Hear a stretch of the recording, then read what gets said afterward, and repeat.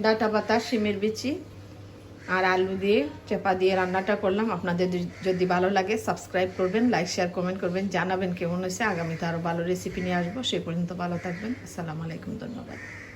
আসসালামু আলাইকুম প্রিয় দর্শক, কেমন আছেন আপনারা? আশা করি ভালো আছেন। আমি আপনাদের দোয়ায় ভালো আছি। আজকে আমি আরেকটি সিম্পল রান্না নিয়ে আসছি, এটা খেতে খুবই দারুণ লাগে। আজকে মাছ ছাড়া আমি রান্নাটা করব। আসুন তাইলে আমি দেখিয়ে দিই কীভাবে রান্নাটা করব। এখানে আমার ডাঁটা পাতা আছে, আর শিমের বিচি, আলু, চেপা আর মশলা, আর কিছু না। এটা খেতে খুবই ভালো লাগে। আসুন তাইলে আমি সব কিছু দেখিয়ে দিই। আমি রান্নাটা শুরু করে দেবো, সে পর্যন্ত সাথেই থাকবেন। এখানে আমার আলু আছে, শিমের বিচি আছে, আর চেপা শুটকি আমি ব্লেন্ড করে নিছি, হলুদ, মরিচ, আর আছে রসুন। রসুনটা আমি এখানে জায়গা হয় না বলে রসুনটা দেখাতে পারি নাই। এই যে আমার রসুনটা দিব। তাইলে আসুন আমি রান্নাটা বসাই দিই, সে পর্যন্ত সাথেই থাকবেন।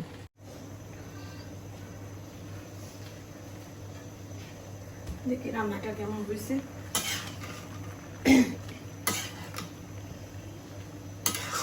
দেখতে অনেক দারুণ লাগবে। ঢাকা দিয়ে দেবো, থাকবেন। কি কি অবস্থা রান্নার,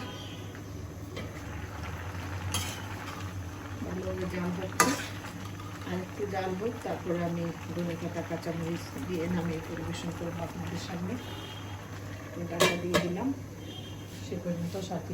রান্নার অবস্থাটা দেখি কেমন হয়েছে। এই যে কত সুন্দর হয়েছে দেখেন।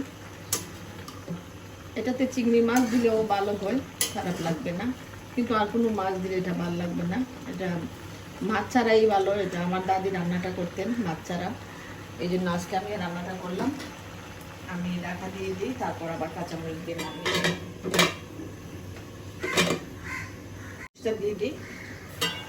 কাঁচামরিচটা দিয়ে দিলাম। এটা কাঁচামরিচটা বেশি দিবেন। এটা রান্নাটা কাঁচামরিচের উপরেই নির্ভর করে বেশি, এটা মাছের উপর নির্ভর না। আমি দাদির মতো রান্না করলাম, অনেক পুরাতন রান্না এটা। এটা কুমড়া পাতা দিয়ে রান্না করা যায়, লাউ পাতা দিয়ে রান্না করা যায়, ডাঁটা পাতা দিয়ে রান্না করা যায়। এটা খেতে খুবই ভালো লাগে। আমি ডাঁটা দিয়ে দিব, পরে আমি পরিবেশন করব। চুলাটা বন্ধ করে দিলাম। এই যে রান্নাটা আমি এখন পরিবেশন করব। এটা খুবই মজাদার একটা রান্না। আসুন তাহলে আমরা পরিবেশন করি, সাথেই থাকবেন।